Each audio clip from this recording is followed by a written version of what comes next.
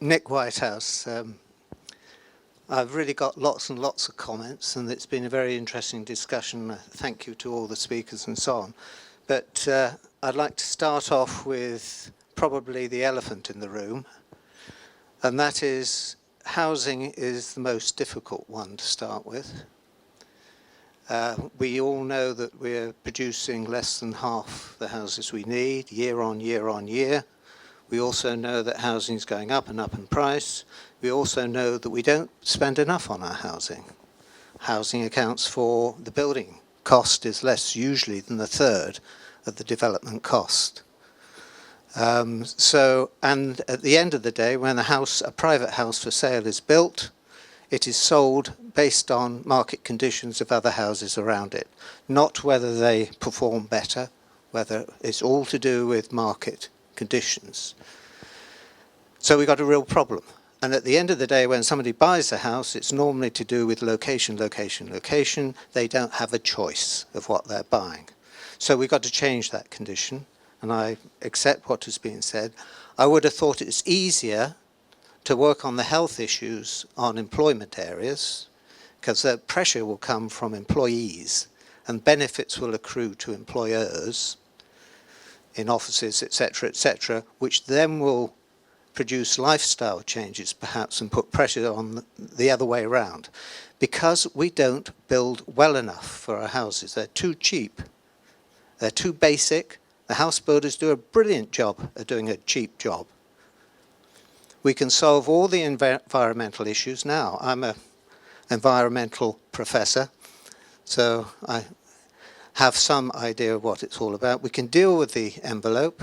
We've blocked off cavities which used to help us in some respects by putting insulation in them. We get the insulation in the wrong place. We don't put shutters on our windows. We don't use expensive glass which will reflect.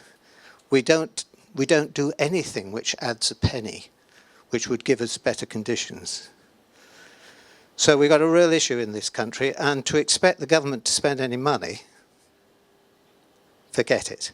I think there are some bright lights in the horizon. The long-term investors, such as the pension funds and so on, who are going into the rental market, are looking at 60 years occupancy and 60 years return. They will want quality. They won't want dissatisfied tenants. They will want high performance. So we could have a new trend. We've got to back these new trends and encourage them and get excellence out of those sorts of buildings. So we can put shame on the others who are not performing. And the retrofit side, I think it's a really interesting one. I think there's some exciting things we can do there. But it'll mean different techniques of enveloping and energy management, etc., etc. And finally, in my youth, I did my thesis on asthmatic children, designing for asthmatic children, a special school and so on, who are highly sensitive to environmental factors. Things have changed, the drugs have changed, it's not the same as it used to be for asthmatics. But we learnt all this, how long ago? A very long time ago. And what have we done? Not a fat lot. And we need to do something about it. I'm sorry, that's comments rather than questions, but the easy question is, how do we solve the housing crisis for the panel? Anyone would like to respond to any of the many points raised, many interesting points raised?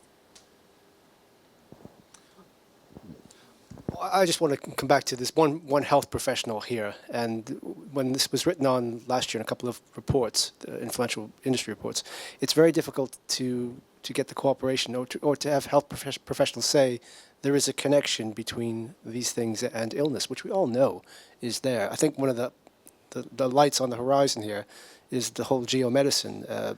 Very, very interesting work being done here, where if you go to a doctor's office, they'll ask you, what you eat, do you exercise, and they never ask you where you live or where you've lived. And there are a number of doctors and a number of projects doing that now, trying to coordinate where you were with how you are.